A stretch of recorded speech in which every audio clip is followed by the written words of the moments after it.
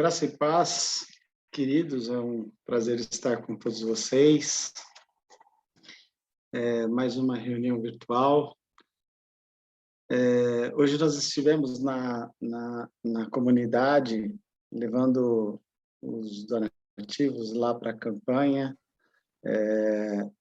de ajuda aos peregrinos, e a gente já começou a enxergar o nosso encontro naquele lugar é algo que nos encheu de esperança, né? É evidente que nós ainda temos algumas coisas a cumprir, temos algumas etapas a cumprir, temos alguns caminhos, né? Que tem alguns cuidados, a gente tem que conversar ainda a respeito, mas já surgiu a esperança no nosso coração de nós nos reunirmos presencialmente, e a gente já começa a sentir o doce sabor do encontro presencial novamente. Que seja assim, que Deus nos dirija em cada passo, em cada momento, que a presença de Deus esteja conosco, nos dirigindo em cada decisão. Que esse encontro virtual que nos mantém unidos, né? Que ele cumpra o seu papel até a data que Deus fala, que Jesus fale, chega, tá bom, agora vocês vão poder se reunir novamente. Essa semana também eu tive ouvindo uma palavra do Ari que muito me edificou, que é a respeito da alegria. E ele comentava dizendo que quais são os grandes ladrões da alegria. E comentava que o grande ladrão da alegria é o pecado. Outro ladrão da alegria é o sofrimento. O sofrimento intenso nos tira a alegria, nos tira algumas perspectivas. E o terceiro são as frustrações e as decepções. E contra isso, nós temos, no exemplo de Maria, no casamento em Caná da Galileia, o antídoto. Maria, diante da preocupação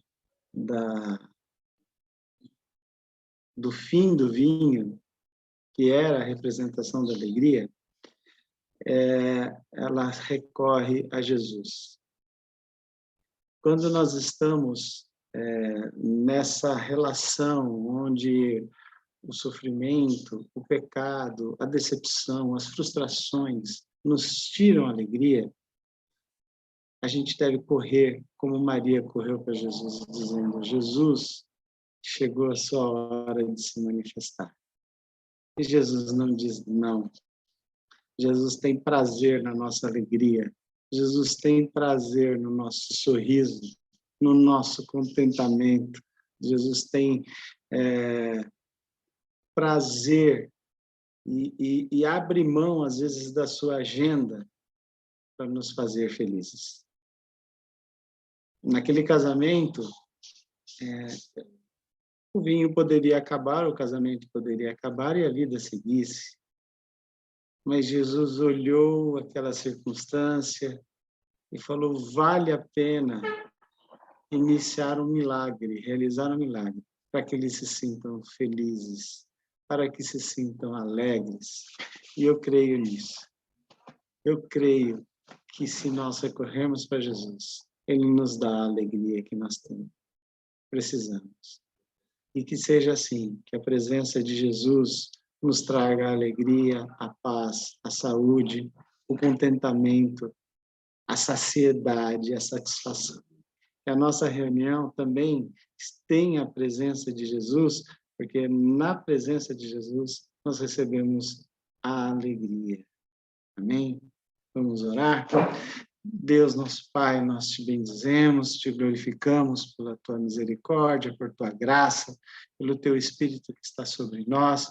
Nós te agradecemos, ó Deus, que mesmo virtualmente Nós temos a oportunidade de estarmos juntos, ó Deus, e porque o Teu Espírito é quem nos une. É a Tua misericórdia e a Tua graça que nos une. Senhor Deus, é a esperança de salvação, é a esperança da vida eterna, é a alegria do Teu reino que nos une, Senhor Deus. E isso é dádiva do Senhor. Por isso nós bendizemos, glorificamos por tudo que o Senhor faz por nós. E suplicamos que a Tua presença seja manifestada de tal maneira que todos nós que estamos presentes sejamos edificados, que sejamos, ó Deus, tocados pelo Teu Espírito Santo. Senhor, que os louvores toquem os nossos corações, que as nossas orações, o nosso momento de intercessão toque os nossos corações. Senhor Deus, que a Tua palavra proclamada também toque os nossos corações. Que a experiência de estarmos juntos, ó Deus, Senhor, seja abençoadora. Nós oramos assim, agradecidos, no nome precioso de Jesus, o nosso Senhor. Amém. Amém.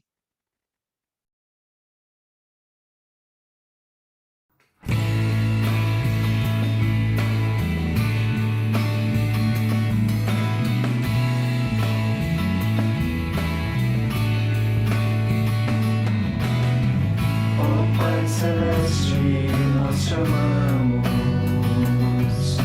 queremos te engrandecer, que teu reino se estabeleça nos louvores, enquanto o povo declara o teu poder.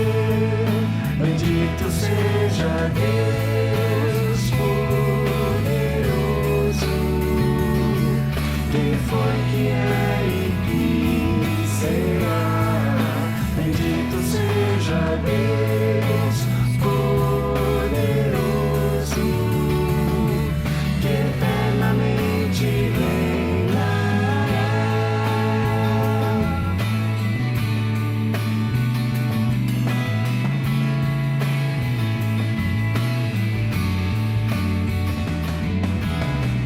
Ó Pai Celeste, nós chamamos,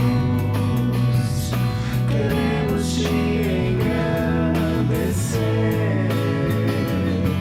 que teu reino se estabeleça nos louvores, enquanto o povo declara o teu poder. Bendito seja Deus poderoso, que foi, que é e que será. Bendito seja Deus poderoso, que eternamente reinará. Bendito seja Deus poderoso, que foi, que é e que será. Bendito seja Deus poderoso, que eternamente reinará, que eternamente reinará, que eternamente reinará.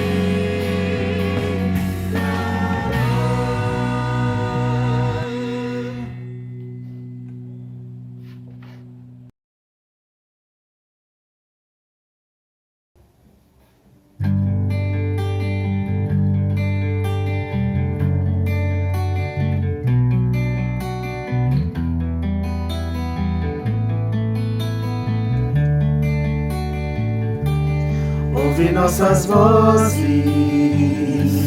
quando te buscarmos, cedo de manhã e até o anoitecer. Nós te louvaremos, te daremos glória, dando nossas vidas como um sacrifício a ti. Ouve nossas vozes quando te buscarmos, cedo de de manhã e até o anoitecer,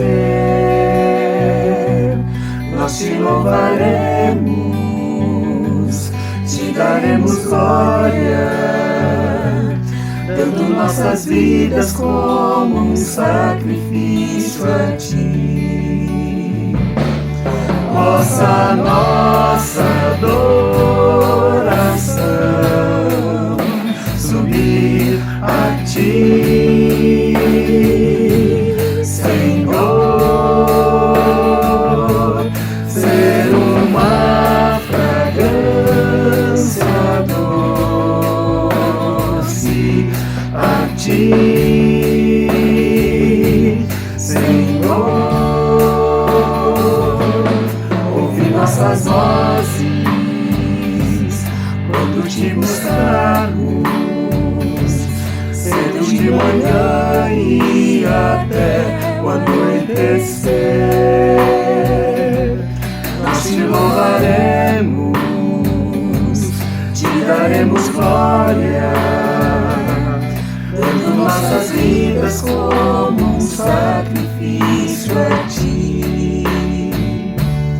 Possa nossa adoração subir a ti,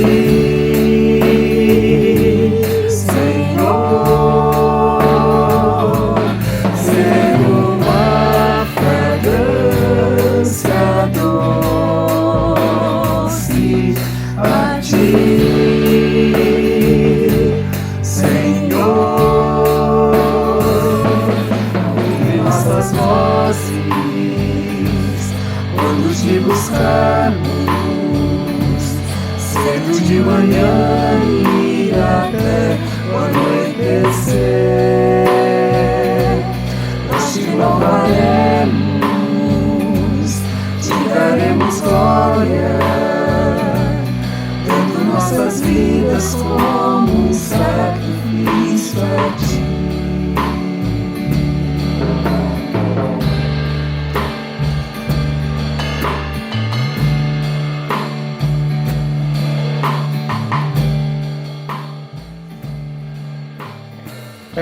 Essa semana a gente avisou todo mundo que trouxesse seus donativos e que amanhã nós estaríamos com o Elcio, com o Valtinho e com uma turminha levando esses donativos lá no Peregrinos. Eu queria passar essa palavra para o Elcio. O Elcio fale um pouquinho mais sobre esse drive-thru. Irmãos, boa tarde. Nós já recebemos uma porção de doações e amanhã nós pretendemos, então, levar lá no Projeto Peregrino.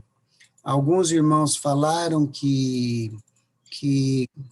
pretendiam doar, e eu não sei exatamente o que possa ter acontecido, mas como não conseguiram, alguns irmãos falaram e não conseguiram levar, eu queria abrir uma janela extra para vocês conseguirem levar amanhã, quem puder, quem tem esse desejo ainda, para levar logo no início do dia, né? Nós pretendemos carregar o carro logo cedo, então eu estou imaginando que se os irmãos chegarem na comunidade entre 9 e até 10, no limite, a gente ainda consegue incluir nessa remessa.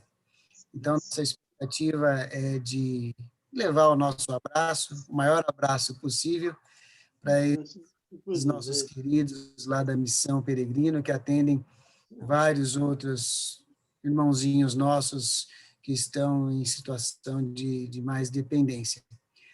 Ficamos felizes de ter já muitas doações, vários edredons, várias roupas de frio, várias caixinhas com muitas doações de higiene pessoal que foram feitas lá, doações de cestas básicas. Então, que Deus nos abençoe e nos ajude a aproveitar essas oportunidades, né? Que Deus abençoe os irmãos que já fizeram as suas doações, tá bom? Obrigado, abraços a todos. Amém. Irmãos, a comunidade também tem, como vocês observam, a comunidade tem um compromisso em ajudar pessoas, né? Nós temos, sim, os nossos compromissos ordinários, que a gente chama, as nossas despesas ordinárias, mas somos também, somos inspirados também a ajudar e abençoar pessoas. E para isso precisamos dos recursos. Então, que você, na oportunidade que lhe for possível, abençoasse a nossa comunidade, abençoasse com sua oferta, com seus dízimos, que o Senhor possa tocar e inspirar o nosso coração. Eu tenho ouvido nos cultos da IBAB uma expressão que me alegra muito, falando, olha, se você tem um destino ao seu recurso, ao seu dinheiro, faça aquilo que Deus te colocar no coração. Mas se você entender se você não reconhece essa inspiração para onde mandar o seu dinheiro, traga aqui para a nossa comunidade, que nós temos, sim, o compromisso de ajudar e abençoar as pessoas, tá bom? É isso.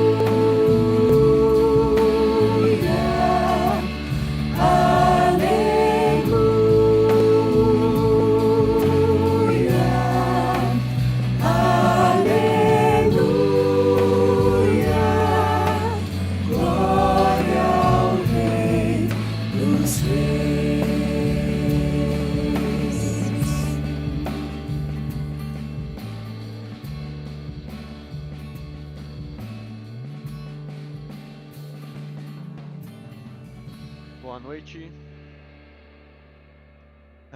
Como que a gente está nesse tempo? Todos bem? Apesar dos pesares.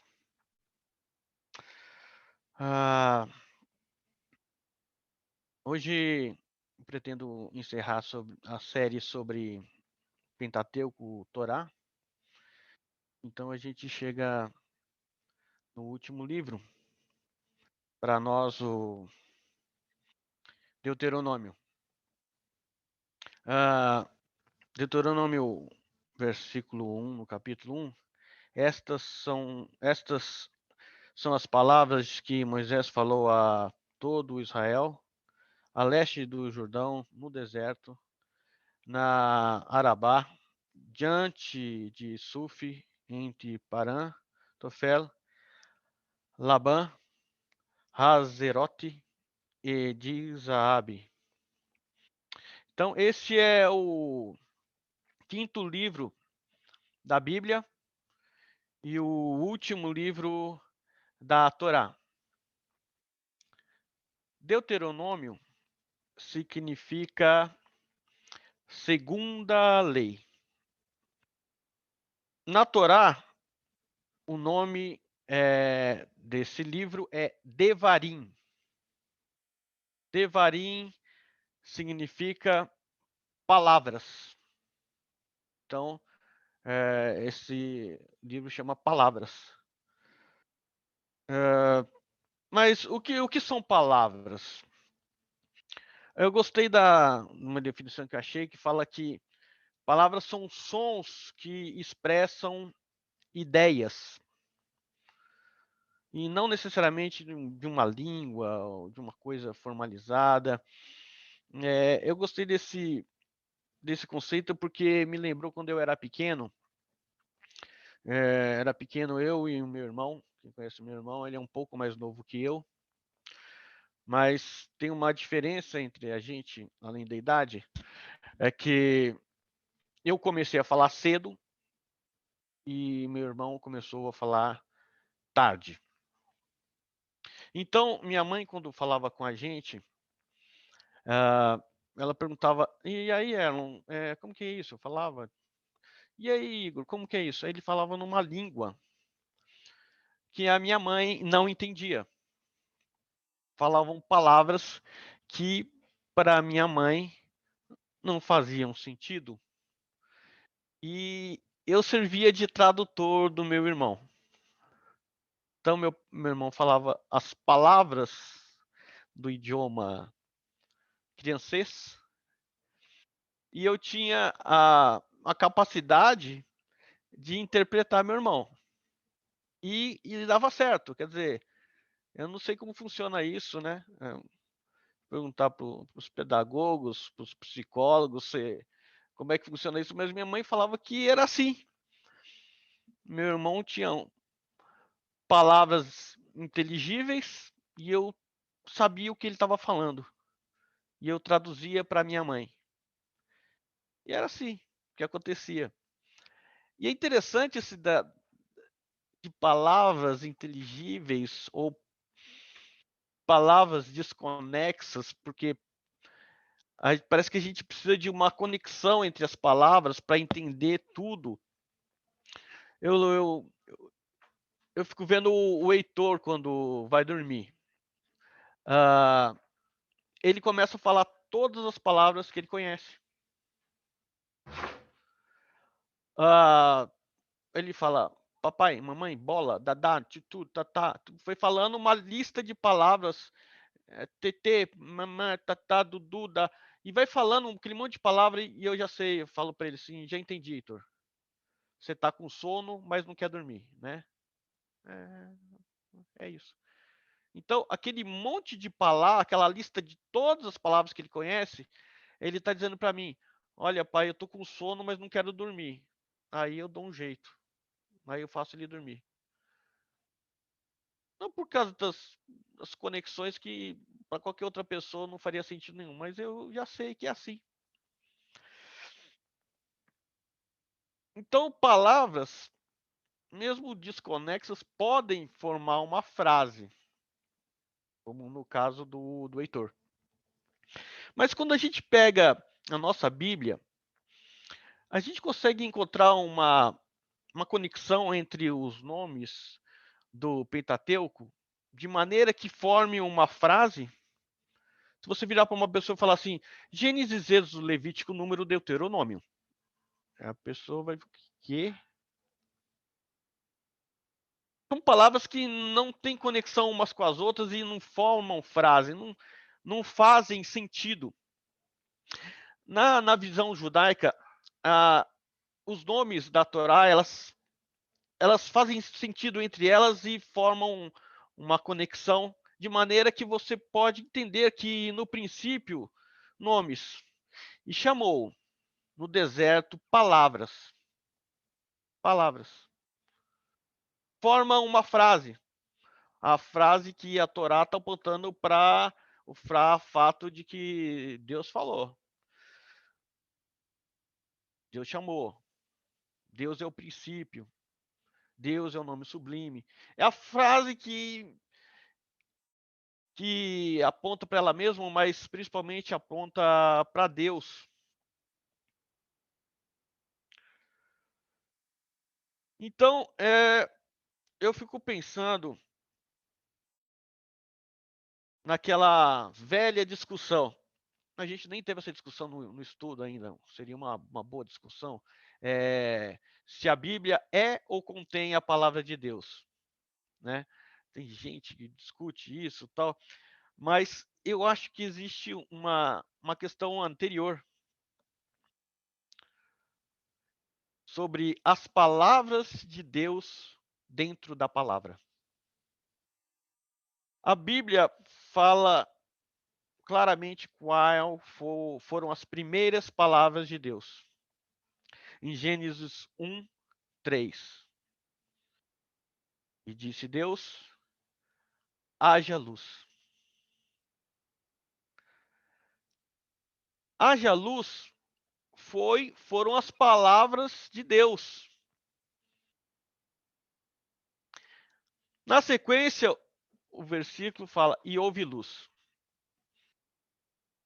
Houve luz, você entende que é uma palavra de Deus, dita por Deus, a respeito da luz que ele havia dito, do haja luz, ou é uma palavra escrita pelo escritor bíblico? Não sei se você está entendendo a minha ideia. Mas é unânime que a palavra que Deus disse nessa ocasião é haja luz. Houve luz, já é o escritor bíblico relatando o que aconteceu após Deus dizer haja luz. E haja luz é uma frase que ecoa eternamente ou foi uma frase pontual de Deus? Haja luz são palavras que fazem sentido para a gente hoje? Como diz o nosso reverendo, se faz sentido na segunda-feira? Faz sentido na segunda-feira? Haja luz?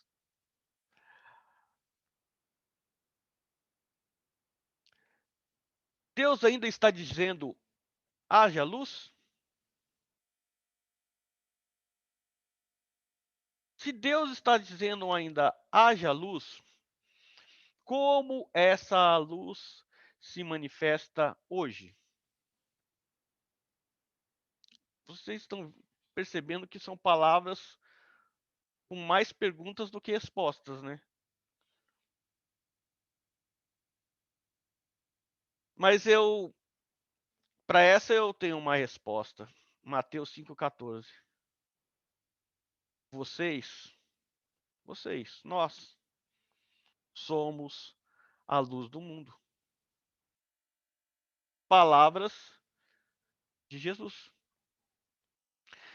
Então, se esse haja luz ainda ecoa e é real para nós hoje. Jesus, através dessas palavras, ele esclarece que a luz que tem que se manifestar no mundo hoje somos nós. Nós somos o haja luz de Deus para o mundo. E quais foram as primeiras palavras de Deus para a humanidade? Ah, antes das palavras com a humanidade, Deus disse: façamos o homem conforme a nossa imagem e semelhança. Deus fala consigo mesmo. Deus cria o homem e a mulher, como no versículo seguinte, que é o Gênesis 1, 27. Homem e mulher os criou conforme a sua imagem. Ou, se você quer ser mais fiel ao texto, no texto original não está escrito homem e mulher, mas está escrito macho e fêmea. Deus criou.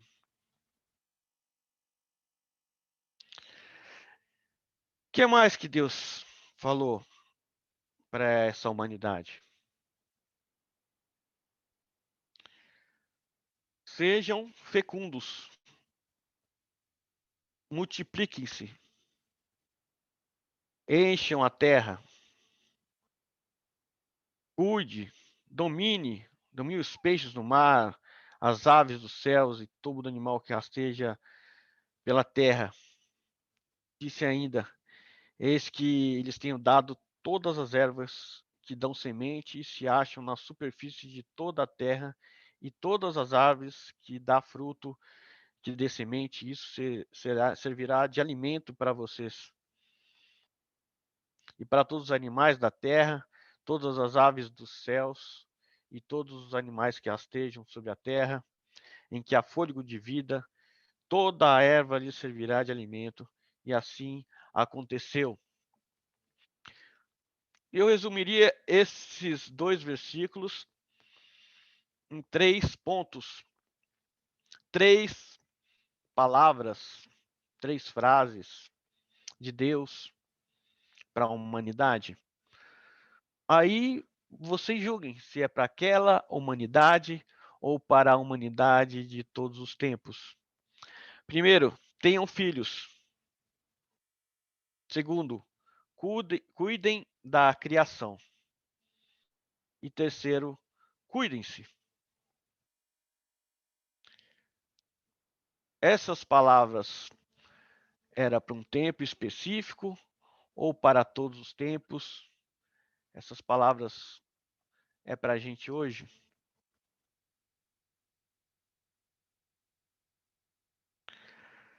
Palavras de advertência. Se comer desse fruto, morrerás. Gênesis 2:17. Existe uma grande diferença, e talvez a gente nem fale muito, entre os judeus e os cristãos. Os judeus acreditam que o pecado do começo, o pecado da primeira humanidade, do Adão, como descrito no livro de Gênesis, esse pecado não afetou toda a humanidade. O pecado foi de um homem, de um casal, de uma circunstância, mas isso não afetaria toda a humanidade. Os judeus acreditam desse jeito. Por volta do 3º século, apareceu um teólogo, Agostinho de Hipona, e o cristianismo já estava entendendo que a humanidade tinha sido afetada, sim, por pelo pecado do primeiro homem. E na época surgiu uma discussão com outro teólogo, Pelágio, e a posição do Pelágio é exatamente a posição dos judeus até hoje. Não afetou, não afetaria.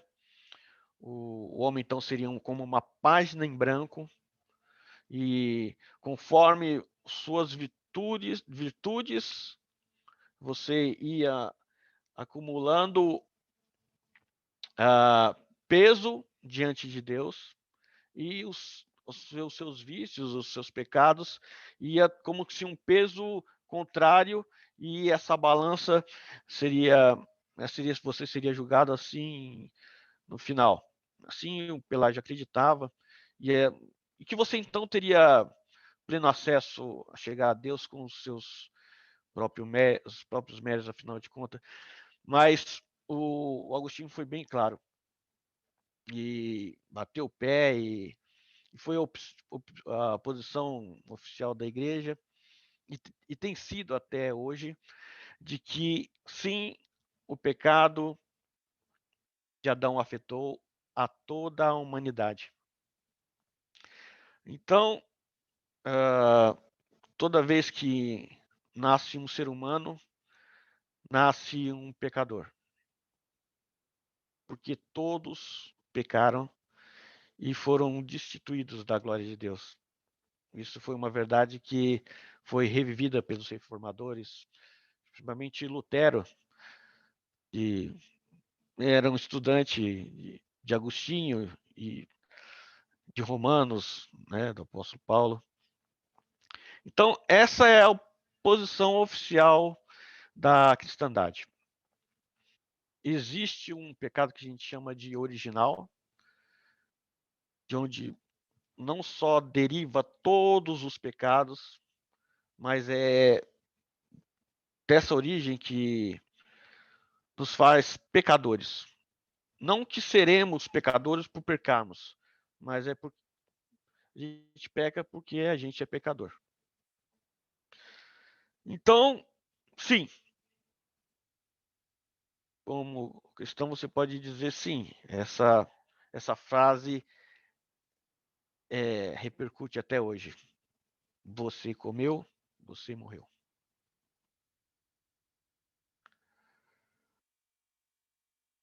Existe uma outra frase que está no mesmo livro, na mesma sequência, quando Deus diz para o homem, ou diz sobre o homem, não é bom que o homem viva só. Essas palavras foram ditas, segundo Gênesis, num período que não tinha ninguém, então, se tivesse mais ninguém, você ia ser sozinho. Mas e hoje? Hoje teria sentido essa frase? Essa frase, essas palavras, faz sentido para a gente no nosso tempo? Não é bom viver só? Faz sentido? Essa frase de Deus, ela atravessa todos os tempos e chega até nós? Ou foi uma frase daquela época?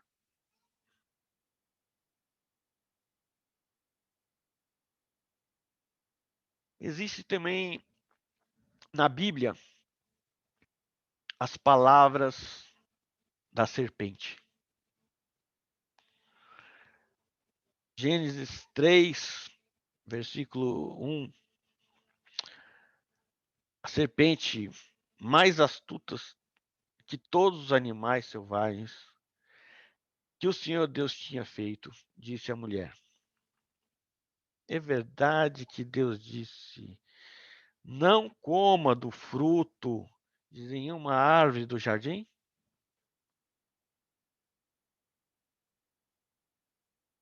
A frase a palavra que impacta para mim é essa pergunta.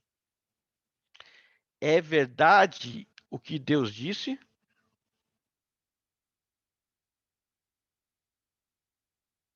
A serpente ainda usa as mesmas palavras que usou no princípio para enganar a humanidade.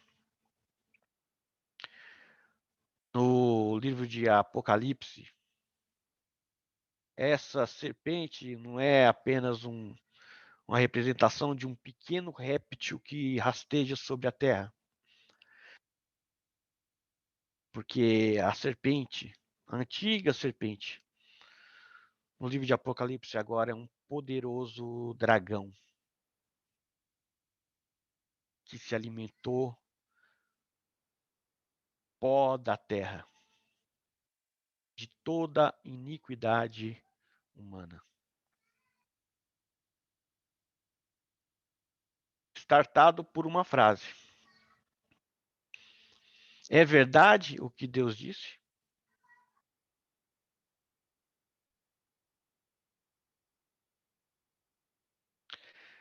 Existem palavras que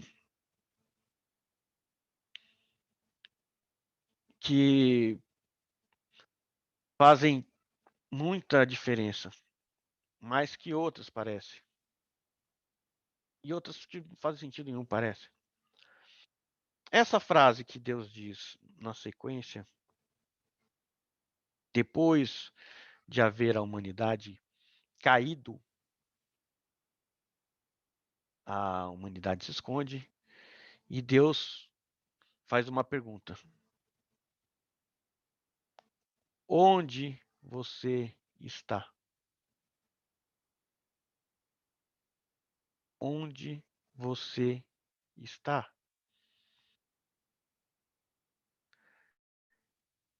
Essas palavras fazem sentido para nós hoje ou não? Onde você está?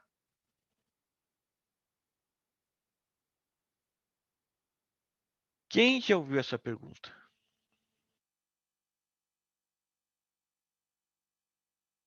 Quem já ouviu essa pergunta sabe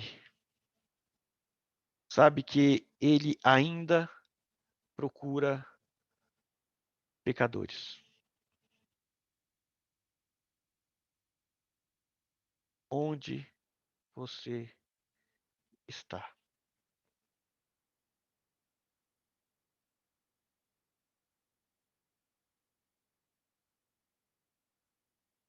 Estou escondido? Me escondo porque eu sou pecador.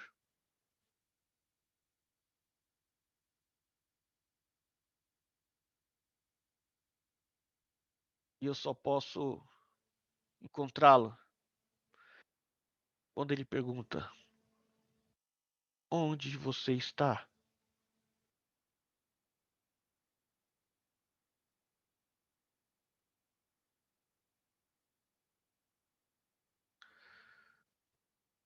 E é quando ele me acha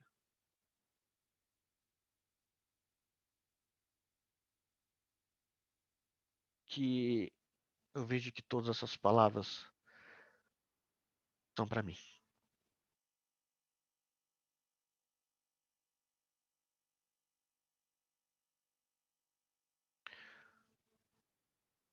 Mas numa comunidade de pecadores, ninguém peca sozinho.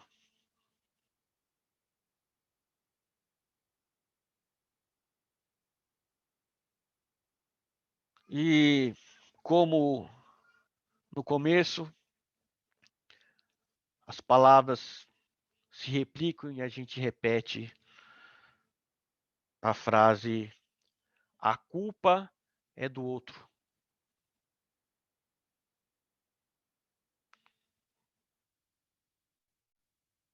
E quem nunca culpou o outro de alguma coisa que você também era culpado.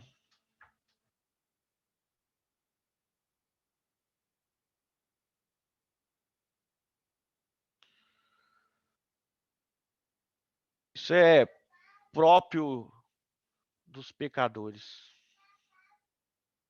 Culpar o outro.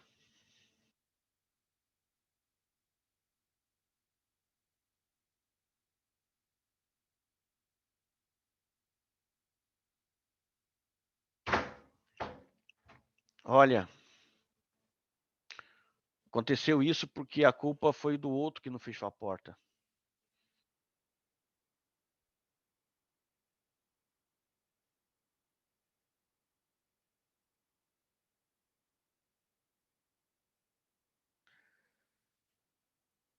Mas existe nesses 3 primeiros capítulos de Gênesis. Aliás, eu estou falando de devarim, ou de palavras do livro de Deuteronômio, usando Gênesis, né? Porque parece meio estranho. Mas eu entendo que esses 3 primeiros capítulos de Gênesis têm uma riqueza infindável. Sempre que eu posso, eu volto para eles. Existe uma situação que não sei se vocês percebem, mas é a situação da graça de Deus no episódio da queda da humanidade é impressionante. Se Deus tivesse apenas fechado o jardim, saído de lá e fechado a humanidade naquele paraíso, aquilo ia virar um inferno. Aquilo ia virar um inferno. Então, não é uma coisa que você pode culpar, como eu já vi gente falando, por que expulsado do paraíso? É simples assim, para você não transformar o paraíso no inferno. É o que Deus fala na sequência, olha, eu não vou deixar esse povo se tornar imortais com, né, com uma outra possibilidade, uma outra árvore, porque senão isso daqui vai virar um inferno. Então, o que Deus fez foram atos de graça. Olha, você está errado. Quando você está errado, você não fala assim, eu estou errado mesmo, você enfrenta. Isso é uma coisa que não existe isso. Enfrentar Deus não existe. É uma coisa que é um absurdo de origem, né? Que seria de origem, como se tivesse a humanidade enfrentando Deus. Não. Você se esconde. Quando você se esconde, é porque você percebeu que é pecador.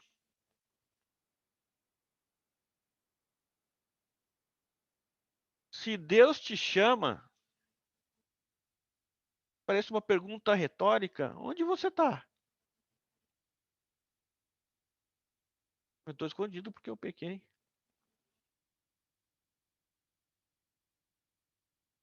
Sai daí, rapaz.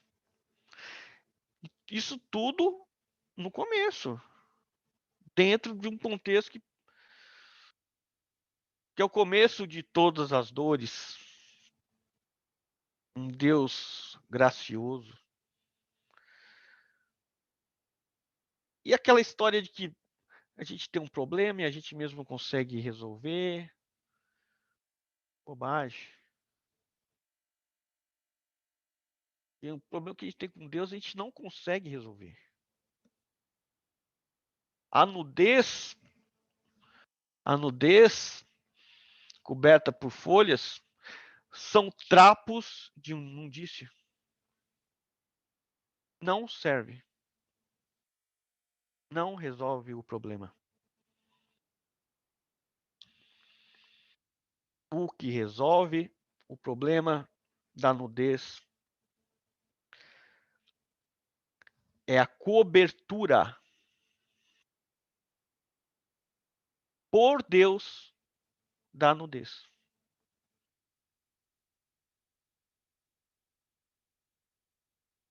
Então o Senhor, Deus fez roupas de peles, com os quais vestiu Adão e sua mulher. Gênesis 3, 21. Em estado de queda isso. Naquele alvoroço. Deus fez roupa e vestiu a nudez. Ato de graça.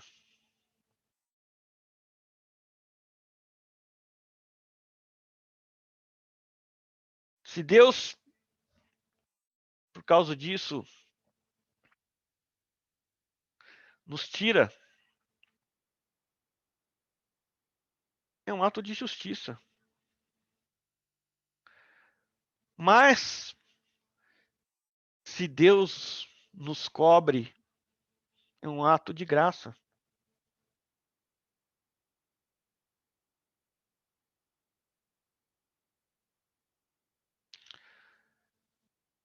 E só quem percebe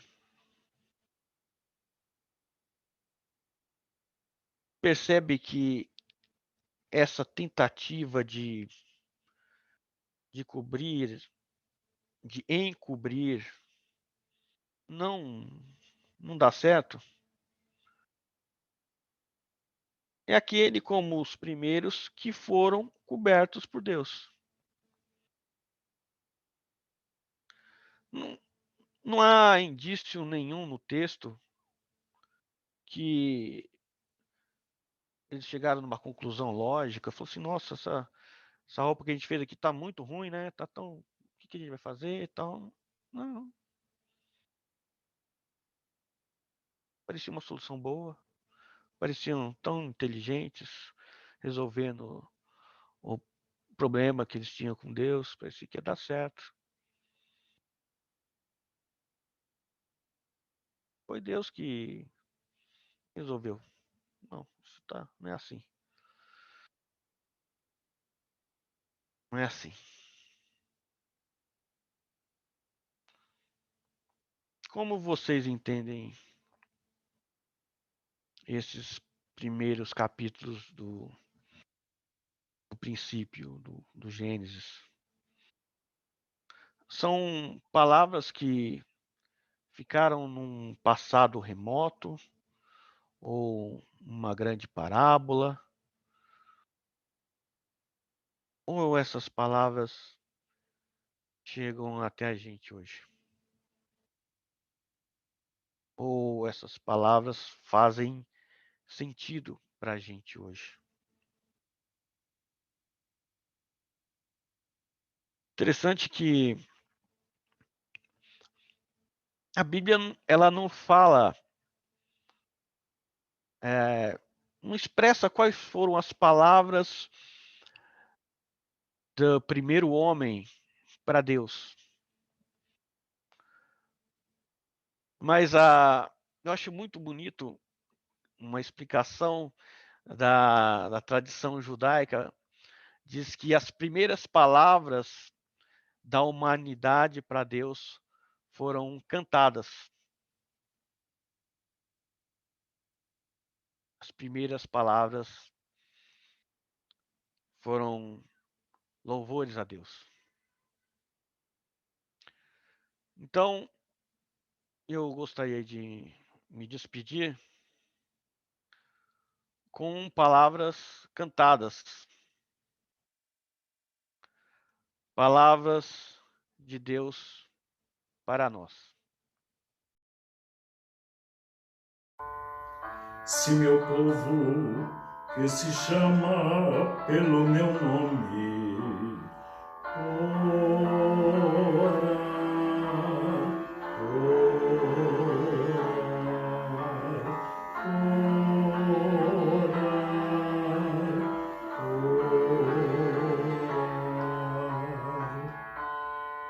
se meu povo, que se chama pelo meu nome,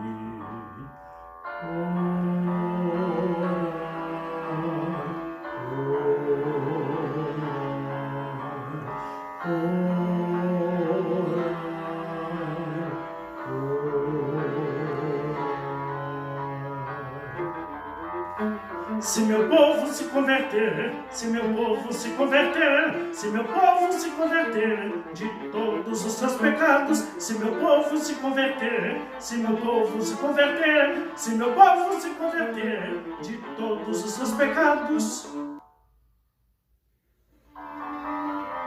então dos céus eu ouvirei e seus pecados perdoarei. Então dos céus eu ouvirei e sua terra sararei.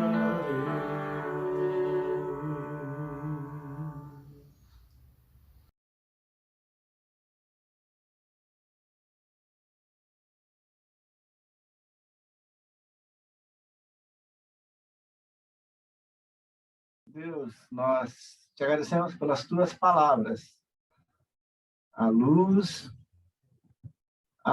o propósito para as nossas vidas, de sermos pais, de cuidarmos, de nos cuidarmos, a tua lei.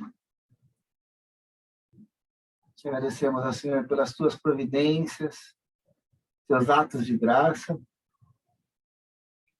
e queremos responder com a nossa conversão. Nos entregamos a Ti, Senhor. Clamamos ao Senhor que o Senhor modifique, Senhor, em nós aquilo que está errado, ó Deus. Que o nosso coração se renda a Ti. É que nós temos clamado, Senhor, para que deixemos as nossas más obras, nossa vã maneira de ser, e sejamos, ó Senhor, como Jesus, que sejamos luz, que sejamos sal da terra, que tenhamos os frutos do Teu Espírito, que vivamos o amor de Jesus, a plenitude do amor, dentro de casa e aonde estivermos, ó Senhor, no trabalho, na sociedade, que vivamos a plenitude do amor. Um amor que a gente ainda não conhece em plenitude, não entende totalmente, mas um amor que nos traga paz, um amor que nos faça confiáveis, que nos dê paciência, nos dê alegria, que nos faça justos. Ó Deus, olha para nós, para a nossa terra, para a nossa nação, e sara-nos, ó Deus. Sara-nos com a presença de Cristo entre nós. Flua pela nossa nação através da Tua igreja, Senhor. Em amor, em graça, em perdão, em reconciliação, em alegria, em paciência, em fidelidade, em bondade, em generosidade, em solidariedade. E na expressão, Senhor, do nosso Cristo. Que assim sejamos, Senhor. Manifesta-te em nós, através de nós, pelo Teu Espírito Santo. Te chamamos assim, ó Pai, no nome de Jesus. Amém.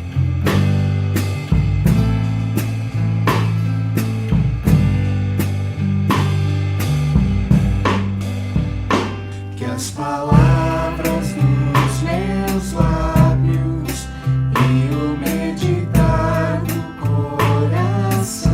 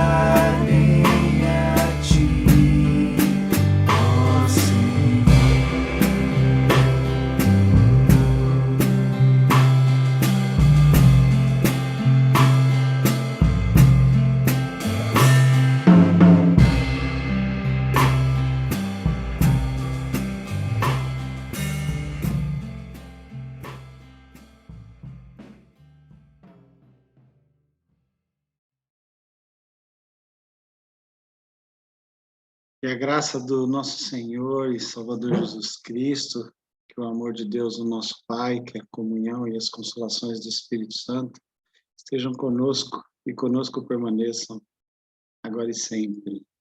Amém. Amém. Boa semana, irmãos. Que Deus nos abençoe. E a gente vai se falando pelas redes sociais. Um beijo grande. Fiquem com Deus. Amém.